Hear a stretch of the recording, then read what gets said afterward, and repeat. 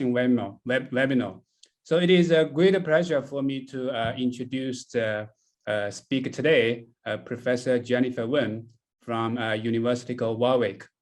So Professor Wen established and currently leads Warwick FIIE team laboratory, which is a multidisciplinary research laboratory for both fundamental and applied research in fire, explosions, and other safety related to reactive and non-reactive flows.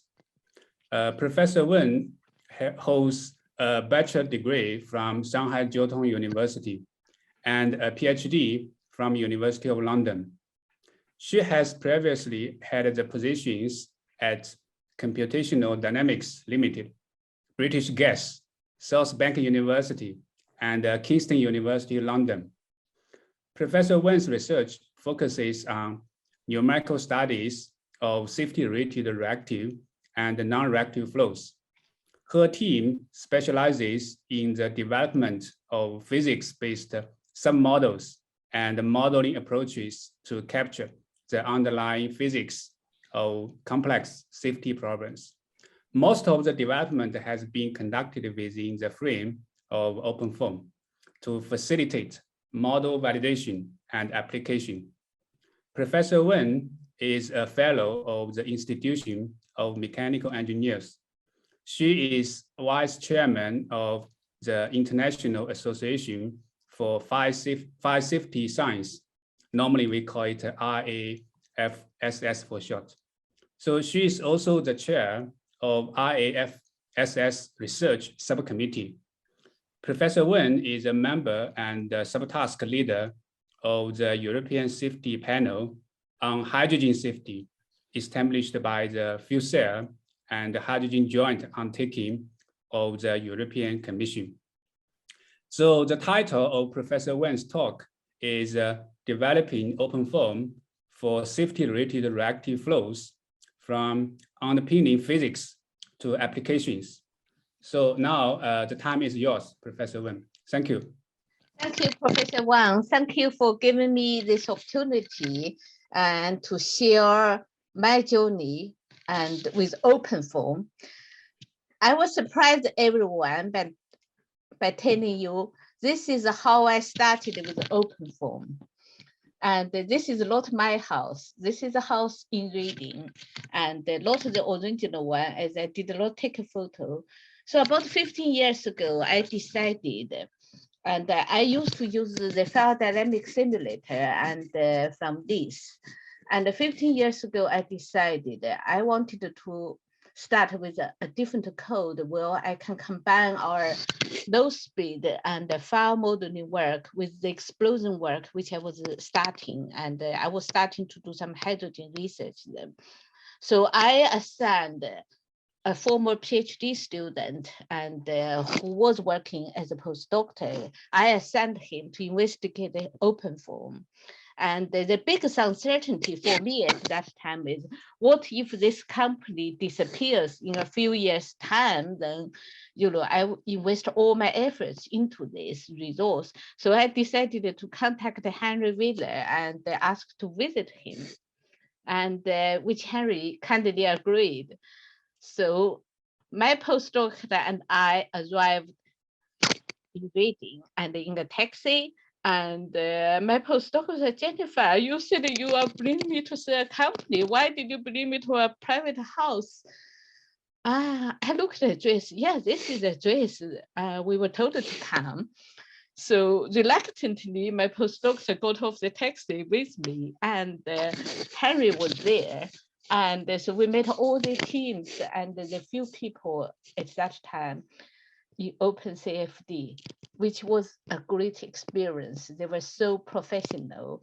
And another surprise is, a few months later, this postdoctor, who I assigned to investigate OpenFOAM, learn the structure, learn the code, and then help the others in the team. A few months later, he rejected the offers from some very large companies in the UK.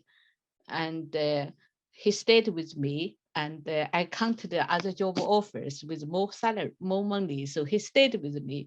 But 6 months later, when Henry Wheeler offered him a job to join OpenCFD, he did not hesitate. So after so many years, he's now still working for OpenFOAM in different offices. He's now in the OpenFOAM San Diego office. But the good thing is this former researcher, and he was gone, but for the first 2 years, he supported all my other researchers. And we had a rule, nobody could ask him questions directly without going through me. But if someone was desperate to get some help, they could let me know, and then I could pass the question to him. So we struck it on, and but it's been fun working with the OpenFOAM, and it's rewarding as well. So you saw in my abstract, these are the topics which I intend to cover. I structured in this way. It's not a timeline. It's from small scale to large scale, and from low speed, from laminar to turbulent, and to more violent turbulent, and to transition to detonation. So it goes like this, small scale and large scale. So across this range, and we've done DNS, and we've done LES, we've done implicit LES, and we've done runs, and we still use runs if the problem becomes too large, like the last two presentations I have here. And we've also used it for battery, and I separated it outside the box because it's quite different from the previous 5 topics. So this is actually quite recent work, and we got interested in flame spread over alcohol pools. And I mean, we were treating it as an academic exercise. So it's laminar flame, it is a leading flame. And but there's a lot of physics, so it's really rich in physics. And I decided I want to look into it from a few years ago. And what we started with OpenFOAM, the standard OpenFOAM, and we looked at the gas phase, the liquid phase, and we reformulated the liquid phase and with the incompressible solver. And there were people who tried to do this kind of problem with flame spread over liquid pool. They put a liquid phase into compressible solver as well. We don't think there's a need. You can save computational effort by doing incompressible flow for the liquid phase. And we used one-step chemical reaction. And one could argue that you should use detailed chemistry, but we all know that when the chemistry goes in details and the computational times goes up. So we used one step. And although we are investigating possibility of more detailed chemistry currently. And so when we started this, the first attempt we made was that for the evaporation of the liquid fuel, we used some correlations, and which was simple, and but it has limitations, and it neglects the liquid flow motion. And but we did that initially, and so that work was presented at the previous symposium online. And then I know I'm not happy with that evaporation correlation. I wanted to do it more adequately. And so we continue to improve the code. And what we have done is we made substantial changes then. We added the multi-component diffusion model. So we want to track the different species and their transport. And with all the species solved, and then we calculate evaporation directly, and from the species, from the temperature field, and the momentum and the mass and energy. And so we have a conjugate heat transfer model for in-depth radiation and the evaporation sink. So with all these modifications, and we went back into the literature. And this is a field where there are many papers and many people are interested. And but we found that out of all the literature, and there's a lot of confusing information, some of the underlying physics, some experimentalists observed it this way, others said differently. So, but we found a paper by Miller and Ross, which were most comprehensive and with detailed information as well. They used N-propane as a fuel, and they looked at some critical temperatures. The reason they looked at 287, 290, 293 is they cover a range where the flash temperature is 295. So these temperatures cover a range that the spread goes through pulsating spread to transition to uniform spread. And it's a small scale experiment. So the pore width is only 40 millimeter. And we used the 3 million computational grids, and with the finest grid being 20 microns. And the ignition was by the pilot flame, which we put at the left corner. I think it's shown here. That's what our, and so we compared our predictions and with the measurements, and so they are the predictions in solid line and the measurements are in dashed line. You see these wrinkles, it's because it's a pulsating spread, and it will be clear to you when I show the animation later on. But the flame is pulsating, it's not uniformly spread. But the last one here at 20 degrees C, and the flame is spreading uniformly.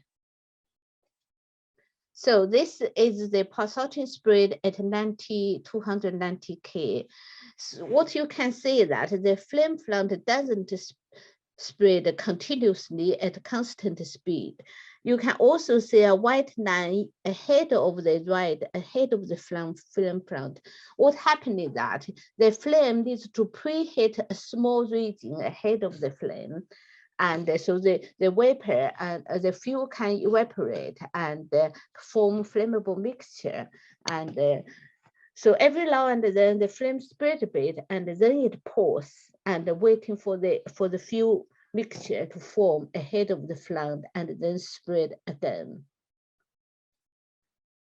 And for this one, and then what we can see that this is the liquid phase for the same, this is for the same case. So we can see all these recirculation ranges and this movement and in the liquid phase, and which is partially caused by a combination of the heat transfer and from the flame and the surface tension, Marangoni effect, all the combination of that. Then we look at the case of 293. This is a uniform spread.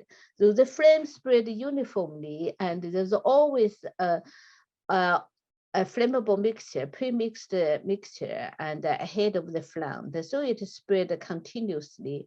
I think in practice, and we see this more often, and the fuel temperature is higher, and the flame just spread uniformly. And so the really interesting thing, as I said, is it's observed in some experiments, is this recirculation cell and in the gas phase. And this recirculation cell also plays an important role and in the flame spread. So this is work which is done quite recently, and the papers have come out last year in combustion flame. Now, the second part of my work is done more a few years ago, and quite a few years ago, but then we carried on and over the years to use this model. And this is the AD dissipation concept and the smoke point soot model, but I will not cover the smoke point soot model. I will just describe our work in the AD dissipation concept and how we modified it. We all know EDC was developed in runs context, and it's in almost every commercial CFD code. The reason we want to modify it is that it predicts a file as lifted from the flame base. So that's the original EDC, and the rate of combustion is calculated from the values you can get from CAPES and the model, and it has a fan structures. I won't go into details. And as I said, the reason we modified it, because if you use that to predict files, I know a lot of people still use EDC to predict files, but in reality, if you look at the detail, the predictions are unphysical, and the profiles would be lifted from the flame base, because the turbulence is so low there, so the combustion rate is calculated as 0.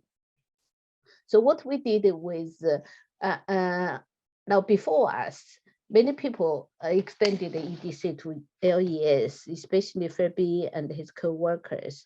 But what we found in the extension was that they actually calculated the total kinetic energy and the dissipation rate, which is required to use EDC in large area simulation. They actually calculate those values directly from the subgrid scale CAPES. So as a result of that, and as a result of that, the model predictions are grid dependent. And if you change the grids, and the prediction changes. And so what we have done is we reanalyzed the EDC, and we looked at the different time and the length scales, and from the integral scale and down to the substructure level and down to Kolmogorov length scale.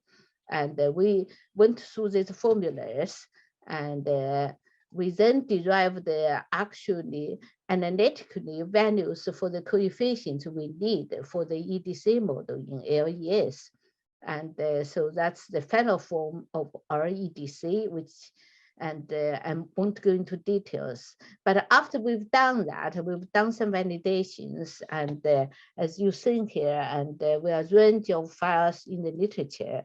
And what we found is with our modifications, and which are represented by the solid curve here, and in comparison with the dashed line, which is the EDC in the literature, we can significantly improve the predictions. And that's with another case, with another EDC model. And again, it's showing significant improvement. And however, one thing I should say that is our extension of the EDC, it stopped at a single step, assuming global reaction one step. And we did have intention to extend it to detailed chemistry, but we did not have time to do that at that time. So at the moment, I do have another researcher is looking at how to extend the EDC in large area simulation, but also capable of handling detailed chemistry. Now, the reason I said that is related to my next topic, and which is about hydrogen jets, ignited jets, and or you can call it jet flames, jet files. And we looked at two conditions, both atmospheric, just hydrogen gas at environmental temperature, and another condition we looked at more recently is cryogenic hydrogen. So cryogenic does not necessarily mean liquid hydrogen. It can be hydrogen gas and under 100 K. So the first case for the gases, and go back a bit, and this is a gases jet file. So those of you who work with the jet files and pressurize the jet files, they are laboratory jet files, small scale, and they don't have this shock structure. But typically when pressure is above a few bar, a few times of atmospheric pressure, you have this underexpanded region with shock structures. And one can look at these shock structures. You can use OpenFOAM to simulate the short structures, but the consequence of that is you need to have very, very fine grids. And we did not use OpenFOAM to simulate such a structure. And when we were doing hydrogen spontaneous ignition, And the code we used was the modified Kava code, and Kava 3. We modified it to have a high order numerical schemes, and we use the window schemes and from third order, fifth order to ninth order, and but we could not do that with OpenFOAM, because with OpenFOAM, as my researcher who has insight working in the company told me, there's no point trying to make effort to increase the numerical order. You won't be able to do it. And so with OpenFOAM, we simulate such jet files. What we do is we use the pseudo diameter approach. And with that approach, some people also call it notional local diameter. So you bypass that shock structure, and you use empirical correlations, and which have been developed by various people. The classic one was developed at UK Health and Safety Executive in the 1980s. So use that, and you start your computation from some distance away from the nozzle, and where the jet pressure has bypassed the underexpanded region, has come to a level of atmospheric pressure. And then the OpenFOAM calculation is actually you are doing a normal jet, not supersonic. And so this is some calculations we did, and comparison with experiments, and looking at the mean flame length and the radiative fraction. We also did horizontal jets, and but these are not kind of computations where you look at the fan jet structures. These are looking at global features, and this is with the modified EDC, which we did. And so it was the EDC which I presented earlier, developed by the old group. And now more recently, we've done the calculations. We are interested in cryogenic conditions of hydrogen. And what we have done is we did some cold hydrogen jets initially, and but that was not with OpenFOAM, because with that we were again looking at the shock structures, and that was using a DNS code, and from Tsinghua University, Professor Bing Wang's group. So we did look at the cold hydrogen and the structure and the shock structures, and initially. And then on the basis of that understanding, we come back to OpenFOAM and to use a raw reactive form to simulate the ignited jets. But I have to admit that, and we used the EDC, and it was with detailed chemistry.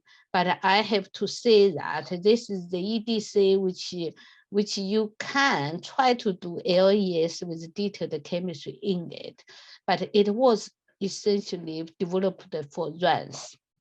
So we used that, and because we need to do our detailed chemistry, our only extension is not really ready yet, and we had to do some quantitative study to help the project which we were involved with. So we did that.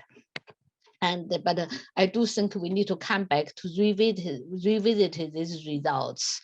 And when we have extended the EDC properly to do detailed chemistry for LES.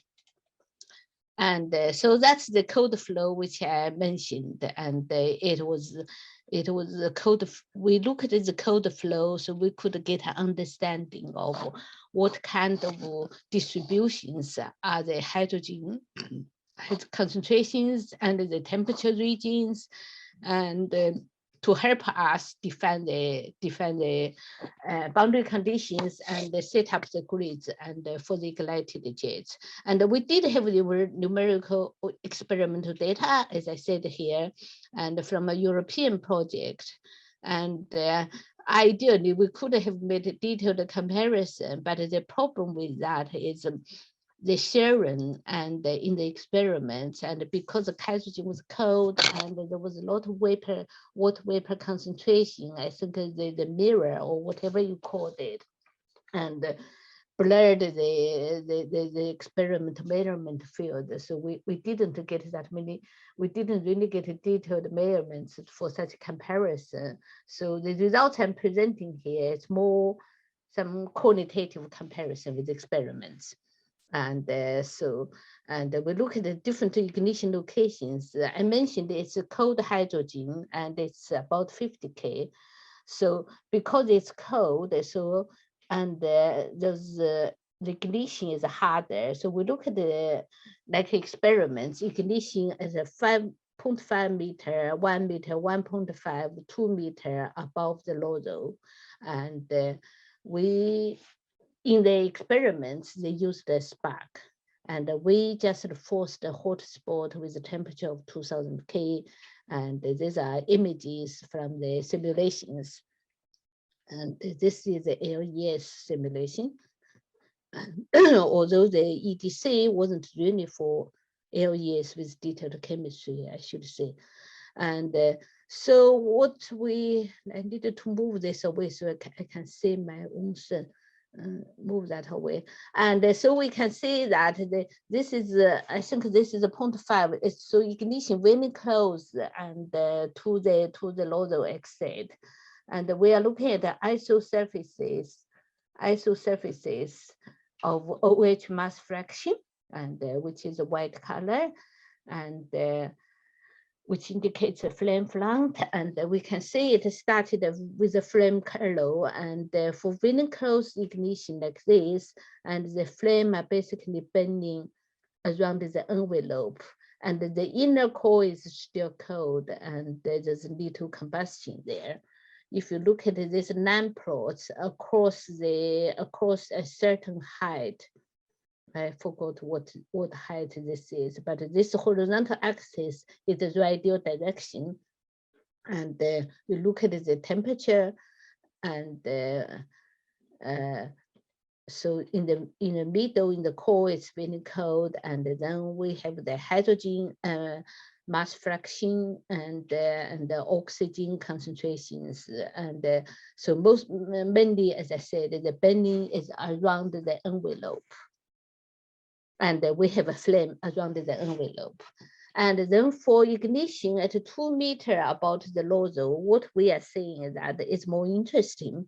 And as observed in the winning right-hand side here in the experiments, and there was a pressure wave and there was a deflagration in the experiments. And so it's captured in our numerical predictions. And it was intended to use density sharing, but somehow the researcher wasn't able to plot the density sharing properly. So this is the density contour and the pressure isolines, which I'm showing here on the left. And this white lines here refer to temperature at 1000 and 2000 K, and we do have some local deflagration as well. And so the reason for that is we actually above this jet, we ignited 2 meters and above the nozzle, we actually have a mixed and pre-mixed. We have a mixture of pre-mixed and the diffused region, and there was a partially pre-mixed region as well. And so we do have some diffusion flames, and because it's a jet, and it enters air into the jet to feed the combustion. But up there are pocket of regions where the fuel, hydrogen and air, and are pre-mixed, and we ended up getting a deflagration, and like shown here.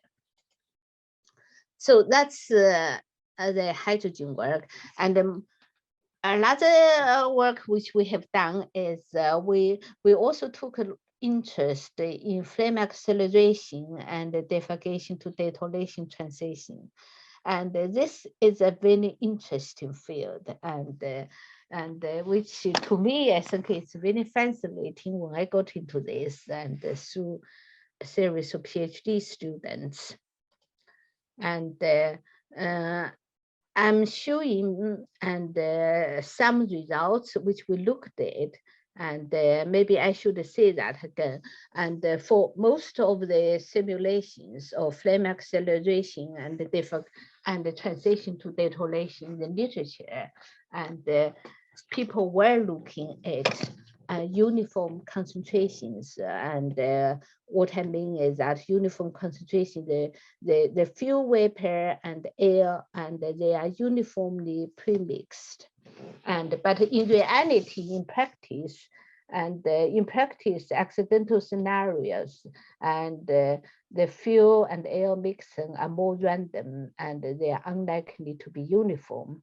And such mixture concentration gradient, and they have impact on the resulting flame acceleration and on the possibility of transition to detonation. And so we were looking at a set of experiments and done in Germany, and there've been a couple of papers in that, and done by Professor Sattermeier's group in Technical University of Munich. And they have this rectangular shock tube, and rectangular shock tube, which is it's about 6 meter, approximately 6-7 meter long, and 0.3 meter wide, and 0.06 meter high, and it's not huge. I actually visited Professor Sattermeier after we did the calculation, and to look at the facility, the setup. And a really interesting thing what they did was that, and they introduced the concentration gradient of hydrogen and air. And so you can see on the right hand side, I have the hydrogen mole fraction and plotted against the height. Vertical axis is the height, horizontal axis is the hydrogen concentration. So we have a gradient, and which goes and from to be the richest at the top, and the concentration gradually reduces and towards the bottom of this shock tube or shock channel, shock tunnel. And I think the way they did it, they injected the hydrogen and slowly at the top, give it some time to settle and to form this gradient, and within this testing shock tube, and before ignition. And so another thing which I should mention is that in order to look at the flame acceleration, we all know that the concentration gradient, and it's one thing, the blockage ratio is also another important thing which can affect the flame acceleration. When I say blockage ratio, if you read the papers, and the DDT papers normally talk about blockage ratios, they talk about that as buffers. They use buffers of different size and different space between them. So the buffers are shown here by this black plates. And so they can be spaced differently, and you can have more, you can have big one, smaller one, and they affect the pathway for flame. And they can narrow down the channel cross section, so the flame has less surface cross-sectional area to pass, and they also act as obstacles, and it's for flame to wrap around it, and also to reflect the short waves, and all this and affect the flame acceleration. So we look at the blockage ratios of 60% and the hydrogen concentration 30 to 20%. And remember, I did say that we have a concentration gradient in the vertical direction. So when I say 30% inhomogeneous, that means it's the equivalent uniform, it's the average concentration across the height, but at different height, they are different. And like in the experiments, we compared with the homogeneous and the case as well, the uniform mixture. And so we use, this is OpenFOAM again, and we did some modification, and we will use minimum sales of 10 microns, and you would this equivalent to about 30 grid points and per half reaction length. And the reason we see that, if you look on the right-hand side, which is taken from the literature, the equivalence ratio is a horizontal axis, and the half reaction length is plotted over that. You can see at a different equivalence ratio and the half reaction length, and which you need to resolve properly to simulate a DDT, actually changes. It goes up and down. So I say we were roughly given 30 grid per half reaction length. And this is a comparison. The left is the experiments, and we plotted the experiments and the modeling.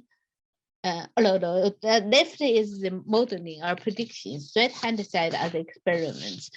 We plotted them separately, but side by side, so that we can compare the homogeneous mixture and the mixture inhomogeneous one with the concentrations.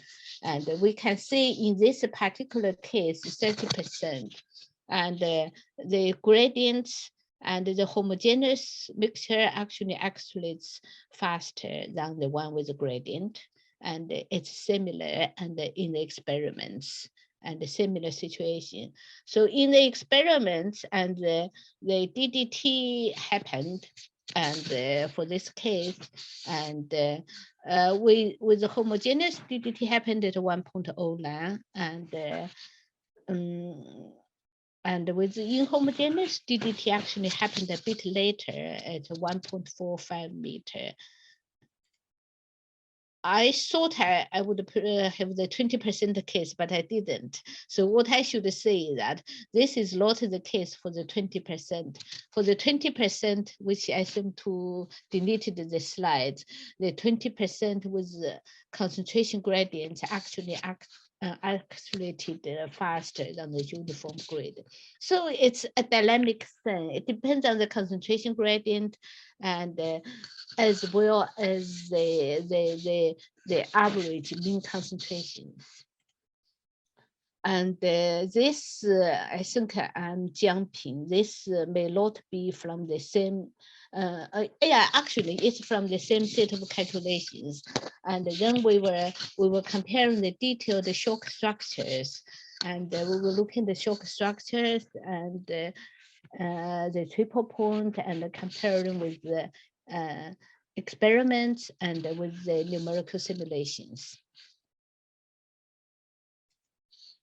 And yeah, this is the 20% case. Yes, I did have a slide about 20% case. 20% case, these are our predictions.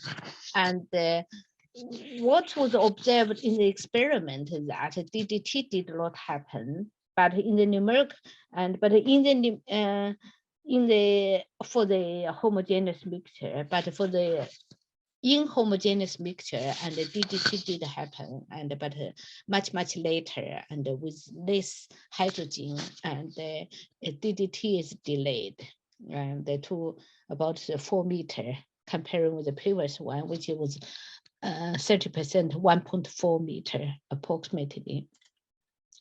So the 20% case, and what we were also calculating, I did see that in the experiments, and they did not see DDT. It was not that because the DDT did not happen, it was because the pressure sensor, I think they didn't have a pressure sensor at this range, which was or some sensor, I forgot what sensor, did not capture this.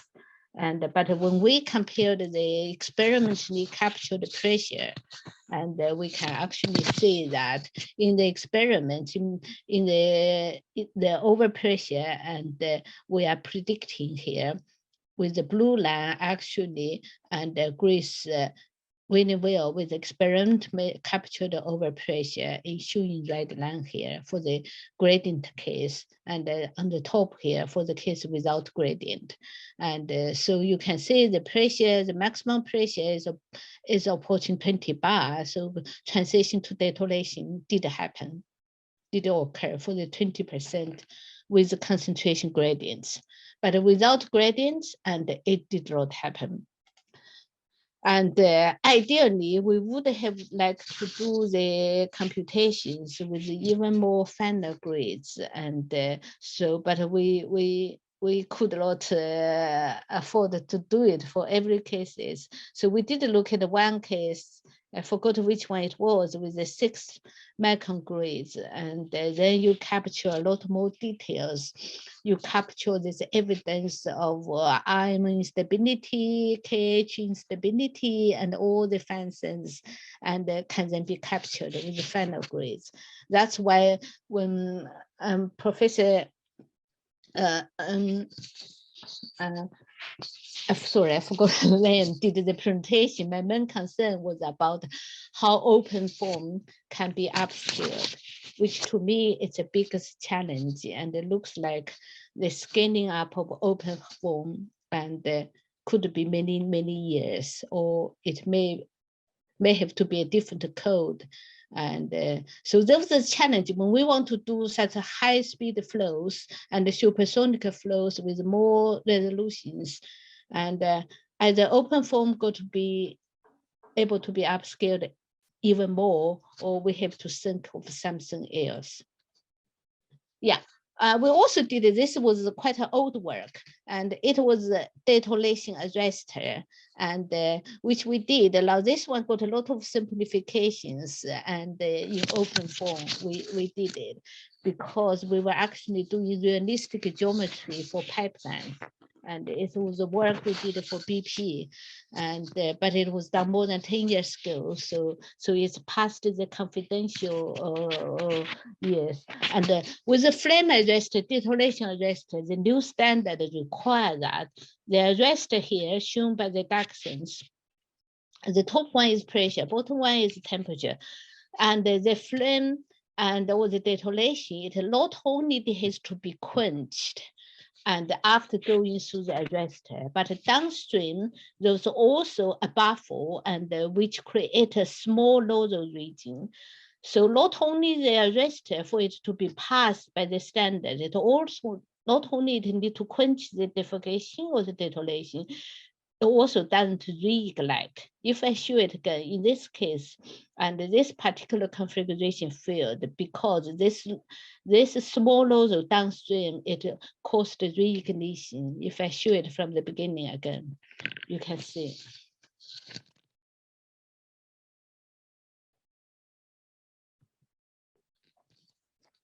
So we can see the quenching process, and we can see that the temperature was substantially reduced, and the pressure was also reduced.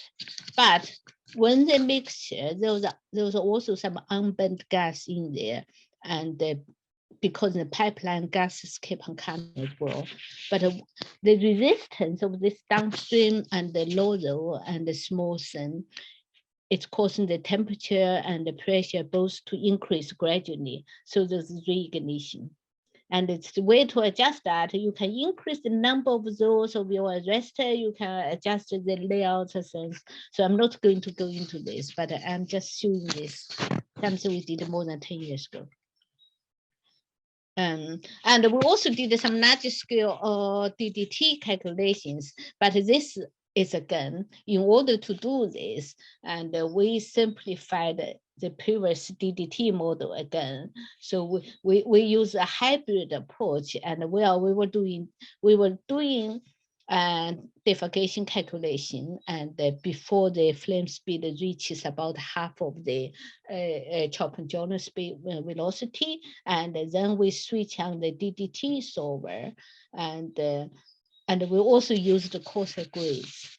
And so because you look at this, overall it's about 70 meters long. So in order to do that, we tuned the chemistry, and we were not doing 20 microns, and I forgot what's the computational grade, but this much coarser grades, and we tuned the one-step chemistry to use coarser grades.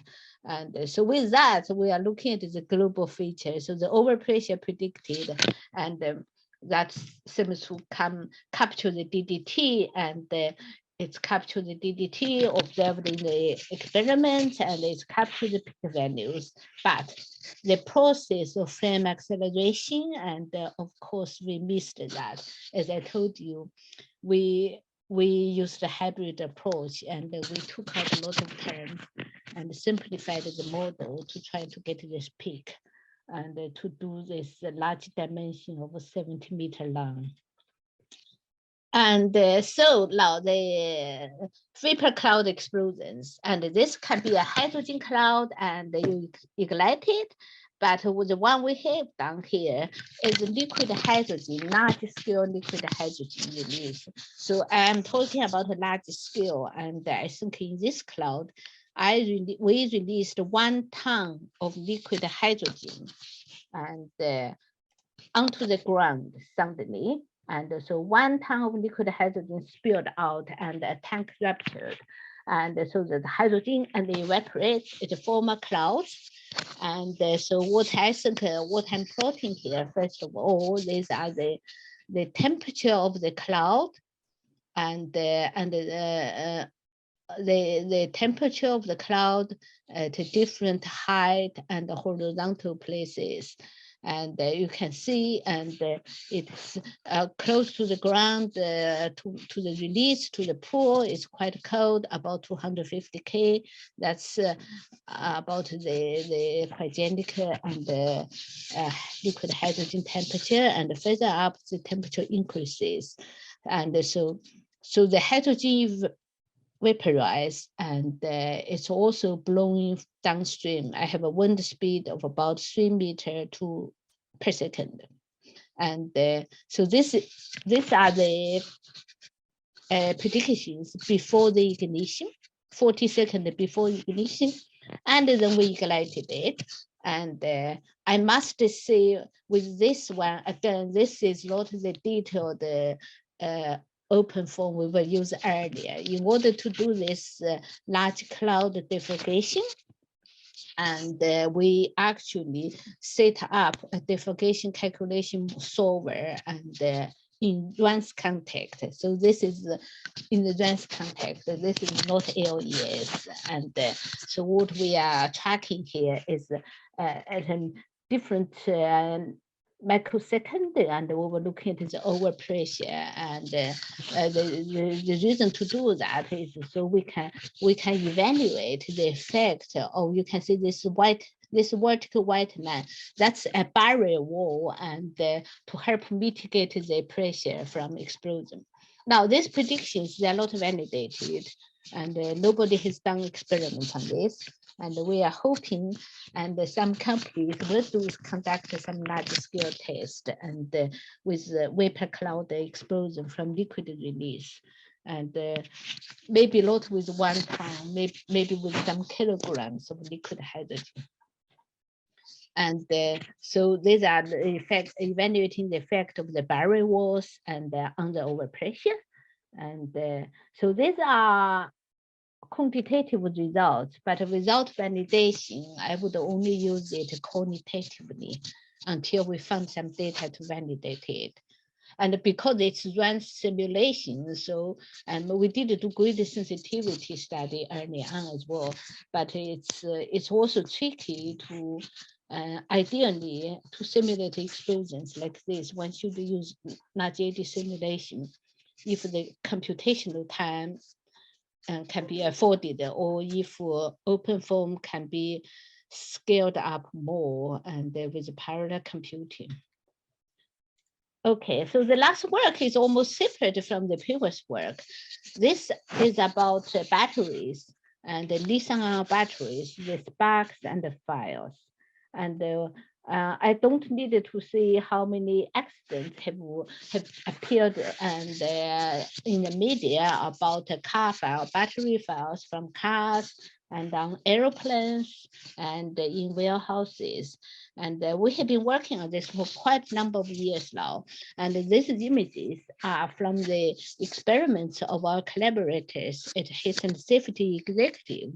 So you can see when the battery is overheated and it enters into thermal runaway, not only overheated, it can be thermal runaway. It's can happen due to temperature, thermal abuse, heating, as well as collision, nail penetration. And so basically, this kind of abuse conditions and cause the chemical compounds, the materials of the cathode, the anode, and the electrolyte, they start to dissociate, they start to react.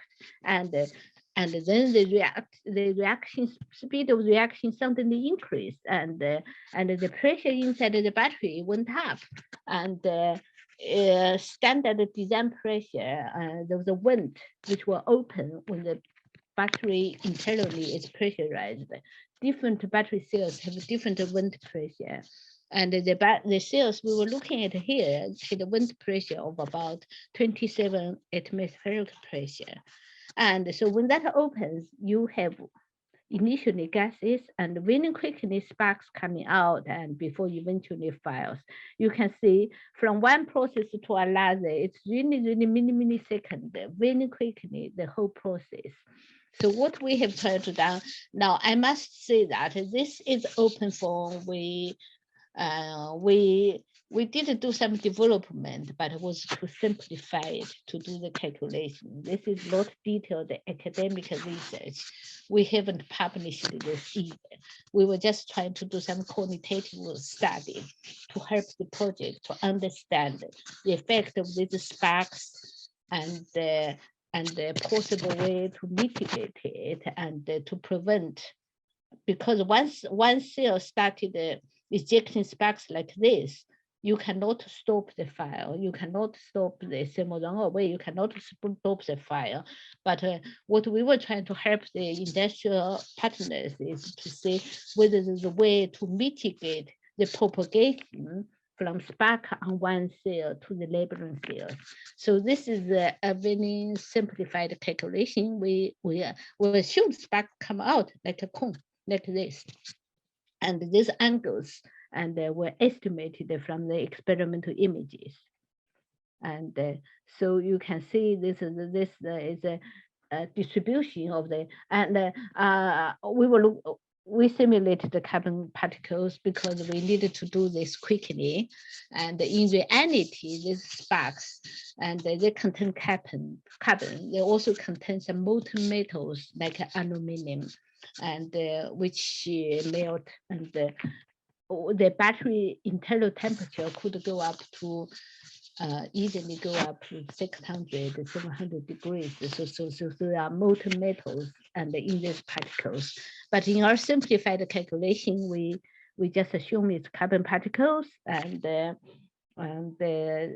don't interact with the gas. And we were evaluating, adjusting this air gap, 5 millimeter, 8 millimeter, adjusting this gap. Imagine the top to be the package or to the box of the battery module, and then this is the top battery. So we were evaluating the effect of this gap, and we were also evaluating the possibility of putting some material and some fancy material above the cell top, and to stop the particles directly impinging on the neighboring cells and on the bus bars, etc., to trigger thermal runaway. So this is not validated, and we were just using it to do quantitative predictions to help the partners. And so you can see, without the mitigation material on cell top, and the temperature, this is without the temperature of the cell, and it goes up and much more quickly, and penetrating downwards. And with some mitigation material, and the temperature of the cells and increases much more slowly. But obviously, there's also a problem. How do you keep the mitigation material on top of the cell? That's another challenge. And we also simulated the files. Now, again, this isn't a proper file simulation, and we've made the simplifications because with batteries, what my researchers have been working on batteries for a number of years. We do a lot of kinetics, even for the thermal runaway, and then we started simulating files. But one thing I keep on having to remind my researcher, when you are doing battery files, you cannot just work with the first principles. We need to make simplifications because we still cannot quantify the ejecting pressure. It's time dependent, and the composition of the gases come out, they are time dependent. And they are literature values, but they measured the total concentration over the period by collecting all the gases which came out. They are low in situ transient measurements. So you got to make a lot of simplifications, and we approximate we developed a simple model to approximate the ejecting pressure of the gases, and we tune that with the heat release rate, which asked some collaborator to measure for me with a cone calorimeter. So that's how we simulated the battery files. And there, I have another collaborator who developed the detailed models. But again, even the detailed model, which track the ejection from the reactions, and there are simplifications in it because you don't know the void space inside the battery. That changes with time. You can do CT scan with a new battery cell, but once thermal runaway starts, reaction goes on, the void space, internal space within the battery change. So the pressure you can estimate changes as well. So there's a lot of simplifications, but the useful thing is if you look at these results qualitatively, don't look at the results quantitatively because there are so many assumptions about the conditions we were working on. But if you look at the quantitatively, what it indicated that if you are in a battery model and enclosed cluster or module with a closed top, and if one cell goes into thermal runaway and the file, almost definitely the labeling cell and the temperature would go up to very high, well above the triggering temperature for thermal runaway. So the mitigation to increase battery safety, and it's really to try to stop thermal runaway from even a single cell, because once one cell goes off, it's very difficult to prevent that. But anyway, that's not a combustion problem. They are a separate community working on battery thermal management and addressing those issues, gas cooling, liquid cooling, and phase change material. And we got into some of that, but not all of that. So that concludes my presentation, and I should acknowledge all my sponsors, especially the European Commission, different programs of the European Commission and the UK Department of Transport through the Catapult project, and also Innovate UK, and all my collaborators and the researchers and who worked contributed to this work. So with that, I would like to thank you, and I would welcome any questions. Okay, thank you very much, Professor Wen, for your very nice talk. Okay, so we have some questions from the audience. Okay, Sampen, the first question is from Sampen. So he asked Professor Wen, thank you for your talk. For one of your topics on flame spreading over liquid pools, what causes the pulsating of the leading flame edge? So how is the pulsating intensity influenced by the parameter study? Okay, thank you for the question. And as I mentioned, the reason it's pulsating is that we don't readily have a mixture, a flammable mixture ahead of the flame flank. And the flank liquid in the flank is heated by the flame. And but it takes a bit of time and for the heat to evaporate the fuel and to form the mixture. And because we were looking at a very critical temperature range, and which is transition range, and it's below the subflash temperature. So the liquid temperature is below the subflash temperature. So the pulsating, in another way, is basically, it's the time it causes and for more flammable mixture to be formed. Okay, thank you. So the second question is from Professor Jing Tai in Zhejiang University. So many thanks for the great talk. For the DDT simulations, we have read many works using two-dimensional simulations. So is there a big difference between the 2D and 3D simulations? Do we always need 3D simulations? Yeah, thanks. Sorry, I was reading a different question. Yeah, this is the next one. Yeah. Is it further down? Oh, it's this one. Okay. Yeah. It's ideally you should have a 3D simulation if you can. And I think there were some papers saying that they compared the 2D and the 3D and they didn't find a lot of differences. I did ask my students to try to do some 3D for me, but he used such coarse grades, I wouldn't show his results. I don't believe that. So it's a challenge. I think for OpenFOAM, in the long term, as I said several times, for OpenFOAM to be adequately used for DDT in large geometries, we need the code to be scaled up more and to be able to run on thousands cores, tens of thousands cores.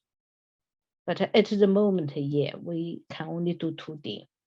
It will miss something because there's that acceleration range and the three-dimensional phenomena. Okay, thank you very much. So the next question is from Professor Jensen in Peking University. So in your simulation of cryogenic hydrogen ignition, did you have special treatment of the thermal and transport properties of the gaseous mixture at the extremely low temperature? Yeah, thank you for this excellent question. And there are several things which I should clarify. And yes, we did consider non-unity Lewis number, but I think it's in my slide, and it's using a simplified treatment and based on some literature paper, which was already implemented in OpenFOAM 8. So there is non-Lewis ad hoc treatment for non-unity Lewis number, but the mixture transport is not, it's as it is in OpenFOAM 8. So the code we used for that is not the code we used for the liquid flame speed. For the first one I introduced, the first type of one, we have detailed transport model tracking the species, tracking molecular diffusion. So that one would have, if that one is used in this hydrogen project, it would have captured the preferential diffusion and those local transport. But because this work was going on in parallel, so while the other work is on this development, and this researcher who did this work, he just used OpenFOAM as it is. And in terms of the extremely low temperature, what we found is that, interestingly, we did not have to do any special treatment. And we were igniting the closest place spot we were igniting is 0.5 meter above the ignition. And so the region heated up first. And so the chemistry and the scheme was listed on my slide and was just able to handle the ignition. And there were also some local quenching we could see in our simulations as well. We could see ignition, we could see local quenching, but as I said, the model we were using, the OpenFOAM 8, as it is, strictly speaking, it cannot handle those details. So I would only say what we saw as a quantitative thing. And I'm also hoping to trying to devote some resources to use the OpenFOAM version with the detailed species transport model, but I'm stuck at the moment on the lacking of the EDC to do detailed chemistry. So I'm trying to find a compromise. And in the meantime, I'm also dependent on the project, whether the project can fund me us to do detailed work, or we have to produce some results and to work with other partners. So it's a combination of things, and I cannot always do what I want to do. Yeah, that's true. Yeah. Okay. Thank you very much. And the next question is also from Dr. Li Shangpeng. So thank you, Professor Wen. So how is the radiation being considered in the large scale fire simulations? I think this is a very classical question, right? Which file? Question. Which file? Large scale file. Yeah. Large scale file. And okay, I think here I did a lot present large scale file, and the hydrogen one, I think we neglected the radiation. And for the previous file, which we did, and the ADC one, we used the Smith-Green gas radiation model. A PhD student of mine and funded by FM Global actually spent 4 years looking at the effect of different radiation model, green model, banded model, and different formulations, effects on fire simulations. We did find a lot of improvement with detailed banded model. And the reason we were looking at the banded model was because if one needs to simulate a separation, fire separation, then you have the water droplets and the scattering, then you need the banded model.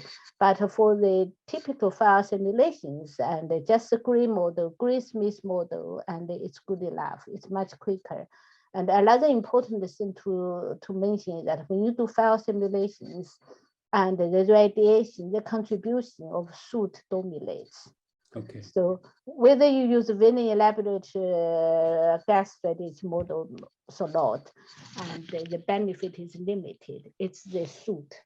Although soot radiation is simple to calculate, but it's the quantification of the soot volume concentration that's challenging. And there are so many soot models, none works perfectly. Okay, thank you very much. And the next one is from Navizat Akut. So the question is also related to radiation. Okay, so if we include the radiation in the large scale fire simulations, so how can we extend the conjugate heat transfer model in our simulations? Thank you. Oh, you mean, I assume he means the first one, because that's a smaller scale case, conjugate heat transfer.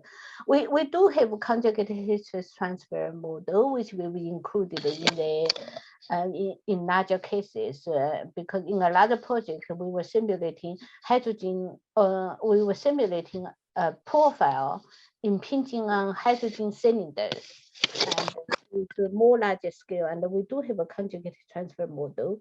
And I don't think radiation changes how you affect the conjugate heat transfer model. Basically, it's all embedded in the transport equations, and the energy equation. You got the temperature, radiation feed to that, and that passes the heat to the solid underneath. So it doesn't make sense more complicated, but it does slow down things.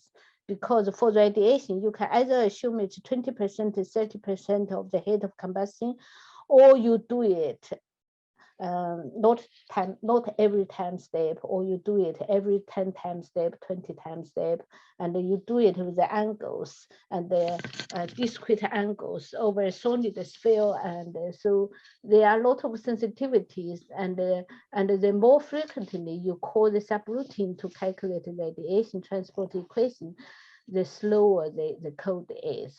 So I think that hardly anybody does it for every time step. People do it every few times step. It just slows down. Okay, thank you very much. And we also have one comment from Flavio Glazio. So it is about the HPC in OpenFOAM. So thank you for the very interesting talk. So one comment about the scalability of OpenFOAM. So there is current an European project dedicated to make OpenFOAM fit for the upcoming exascale computers. So the name here is EXAFOAM, EXAFOAM. Yeah. So thank you. Yeah. Yeah. So he said he hoped we will address most of the concerns, making large scale OpenFOAM simulations more comfortable for the user and more efficient. Yeah. Thank you. That's excellent. And I did check up after Professor Yasek's presentation a few weeks ago. I did check up on that project. It seems the funding was quite limited.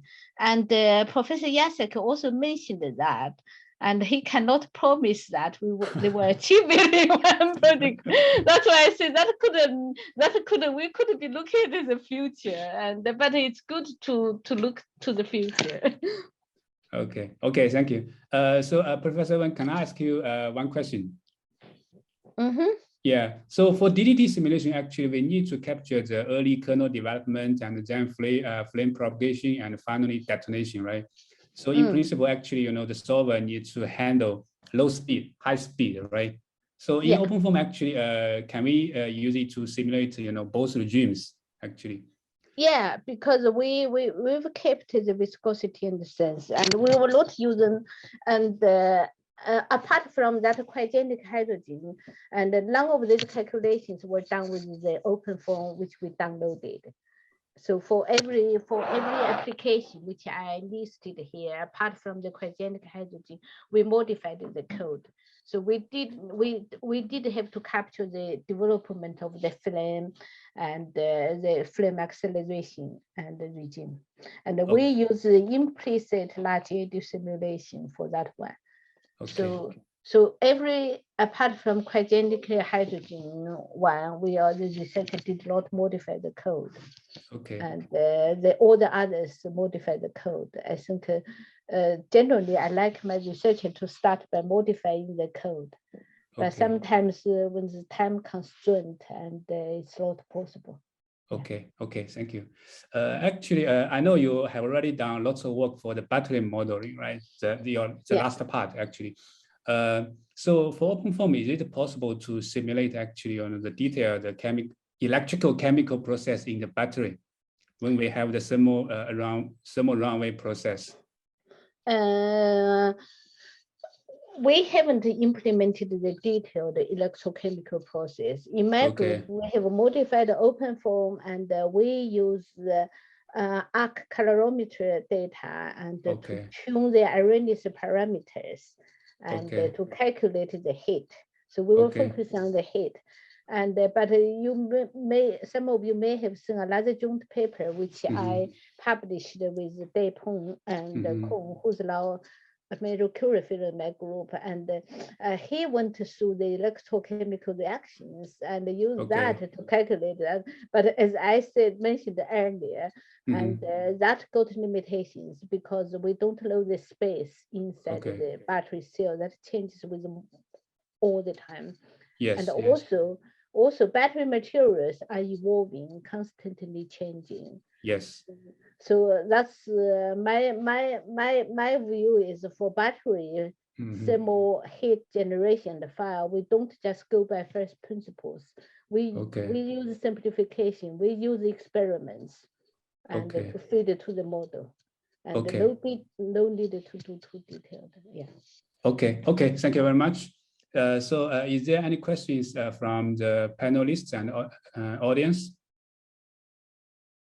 Okay. So let's thank the speaker again. Okay, thank you very much, Professor Wen. Thank you. Thank you. Bye-bye. Yeah, thank you. Yeah, thank you. Thank you, Professor Wen. Nice to see you. Yeah, bye. thank you. Yeah, let's see you. Bye. Bye-bye. See you. See you. Bye. See you.